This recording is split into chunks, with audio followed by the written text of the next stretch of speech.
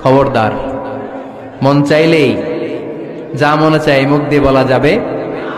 আমার রাসূল সাল্লাল্লাহু আলাইহি ইসলামের 11 জন স্ত্রী, এর মধ্যে একজন স্ত্রী ছিলেন একটু স্থূল আকৃতির, মানে মোটা। কি ছিলেন জানেন? ওই স্ত্রীর নাম কি? সফিয়া। কি নাম? সফিয়া বিনতে হুয়াই ইবনে আখতাব। উনি আল্লাহর হাবিব সাল্লাল্লাহু আলাইহি ইসলামের সব স্ত্রীদের মধ্যে থেকে একটু স্থূলকার ছিলেন, একটু ফেটি ছিলেন, মোটা ছিলেন। আম্মা জান আয়েশা একবার ওনার প্রতি রেগে আল্লাহ রাসূল সাল্লাল্লাহু আলাইহি ইসলামের কাছে বিচার দিলেন যে আপনার মুটি বউ, মুটকি বউ। আল্লাহর হাবিব সাল্লাল্লাহু আলাইহি ইসলাম এই কথা শুনে রেগে গেলেন। আয়েশা, এটা তুমি কি বললা?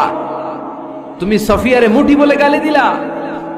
আয়েশা, তুমি এমন একটা কথা সফিয়ার শানে বলেছো, এই কথাটাকে যদি সাগরের মধ্যে ঢেলে দেওয়া হয়, এই কথাটার তিক্ততা আর পঙ্কিলতা পুরো সাগরের নীল পানিকে মুহূর্তে কালো করে দিবে। এজন্য খবরদার, জিহ্বা সামলান।